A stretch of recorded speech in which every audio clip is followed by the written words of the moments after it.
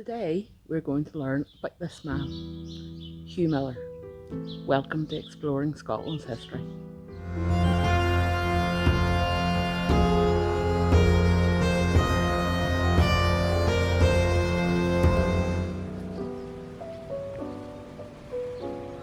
We first visit Hugh's father's house. The backyard has been done with some beautiful modern art as an homage to Hugh himself.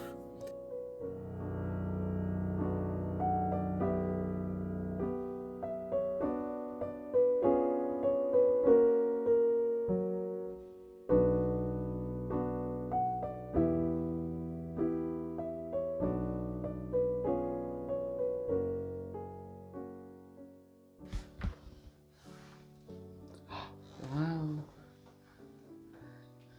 This, I imagine, is the dining room cum study.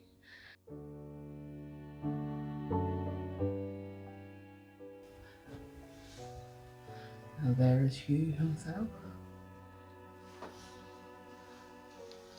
His writing was copperplate, considering he didn't really go to school very often.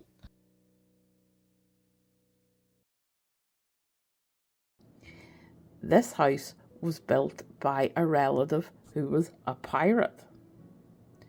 His father drowned in a storm at sea when he was only 5 years old, and he lost 2 sisters a few years later. Judging by these modest but extremely well furnished rooms, I would get the impression that buccaneering, which was his grandfather's job, was quite lucrative. His widow mother and his uncles taught him, as his truancy often led to expulsion from school. He did diligently study his Bible, however. This is the rig-out that really made him stand out, especially in Edinburgh, a rough shepherd's plaid.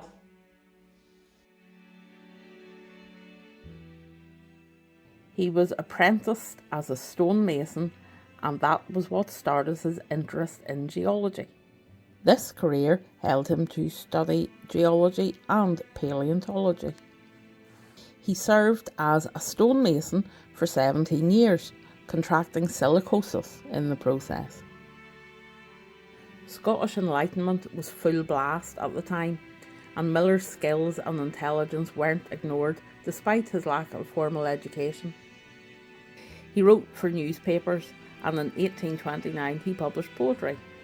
In 1835 he got his break with the book entitled Scenes and Legends of the North of Scotland. He was also accurately chronicling the Highland clearances at this stage. Millar's writings were highly influential, and he was editor of The Witness, an evangelical paper, when the disruption saw the birth of the Free Church. He remained editor right until his death. He produced 2 books in geology and paleontology in his life, and a third would be published posthumously.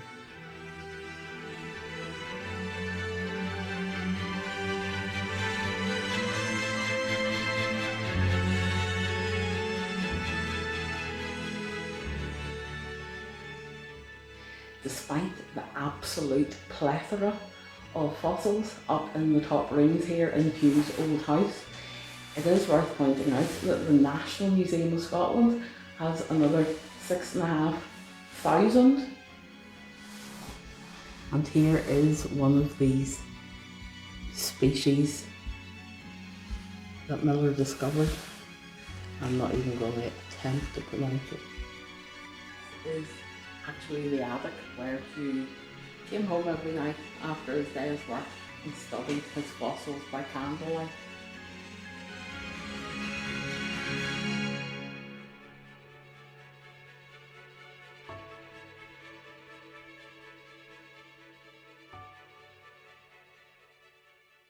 He began collecting fossils while a stonemason, but much later he would realise that many species once on Earth had become extinct.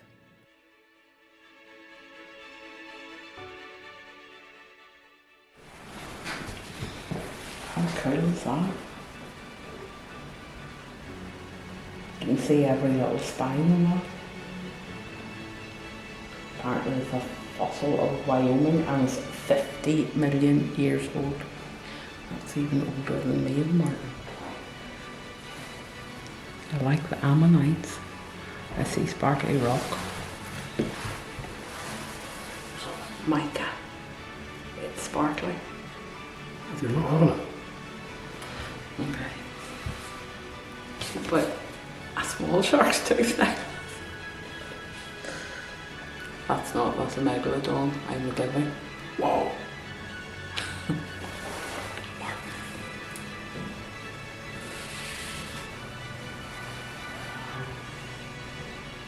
That would make a lovely turtle.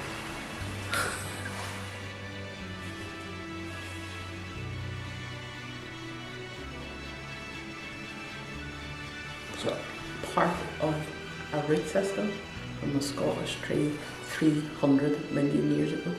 It's quite old. Little diamonds, quartz crystals, they're beautiful.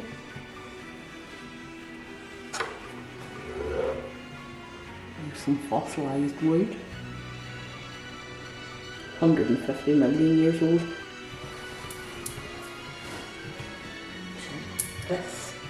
This is 140 million years old. Fossilised wood. It was found in a swamp and they believe it would have been food for dinosaurs, but it's like marble. That is fascinating.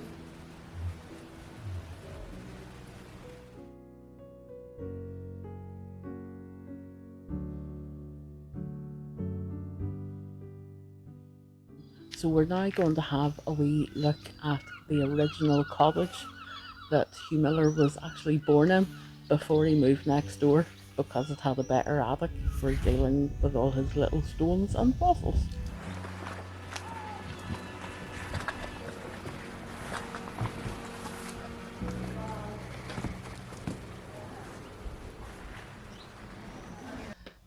This is Hugh Millar's headstone. He's not buried here, he's buried in Edinburgh.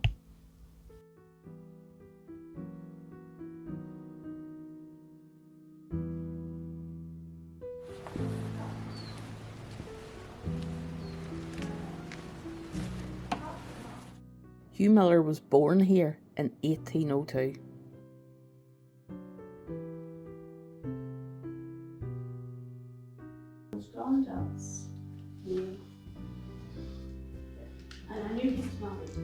Oh, how gorgeous is this?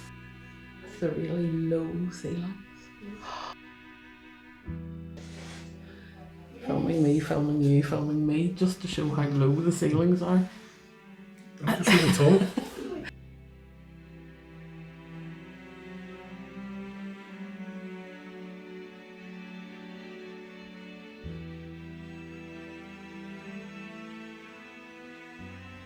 This drawer starts off with bowls and blankets, but it is actually on the top a meal gurnal and not a writing table like it looks like. So if you go in, we have oats on one side and flour on the other. And obviously with the fire lit in here, it would have been the warmest room. Therefore, that's where you place your gurnal. Oh my. This is beautiful.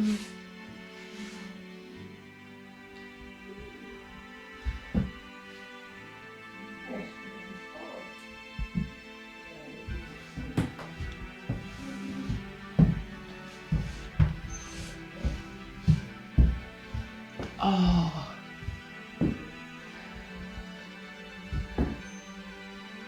Wow. I don't know whether you can see, of course you can see, the fantastic bow in that wall. Now, it could have been designed like that, or it could be the straw and laughing over the years has maybe got a bit damp. Very cool.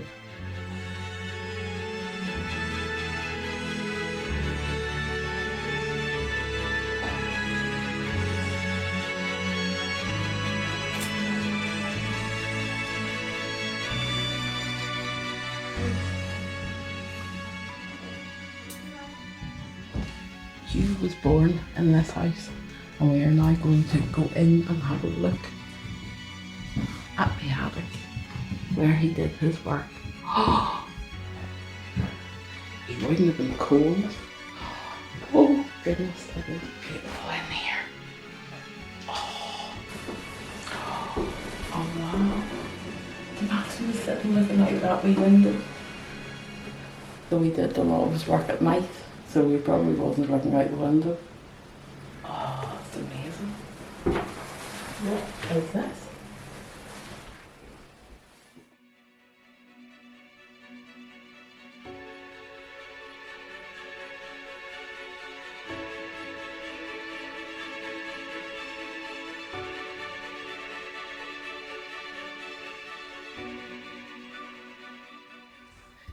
This is the garden, built in 2010, in memory of Lydia and Hugh. I have to say, it's beautiful. It's also a real haven for nature.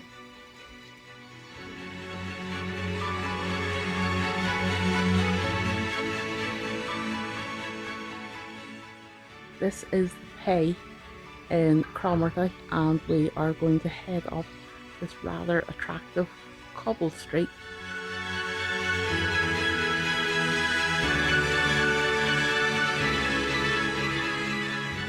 Steep. So this is Hugh Millar's rather impressive monument, and we do need to speak about his death because it was far too soon and he probably had a lot more to offer folk. He kept his writings going, but fell into, I suppose, what Victorians would call a deep melancholic, what we would probably maybe call a deep depression. On Christmas Eve, he shot himself at 54. As was the tradition in Victorian times, he wouldn't have been entitled to a Christian burial because he did, in effect, commit suicide. But it was deemed that it was due to a moment of derangement. And he's here. There's a beautiful graveyard behind us. His funeral was attended by thousands. In life, he succeeded in a devout Christian ethos while still keeping scientific observation alive. His legacy of writings and observations, you would probably think that they were at loggerheads with each other, writing a newspaper that was mainly Christian and finding things that were 150 and 500 million years old and proving that possibly the earth wasn't done in 6 days as the Bible would suggest. But it worked for him. He was an absolute genius.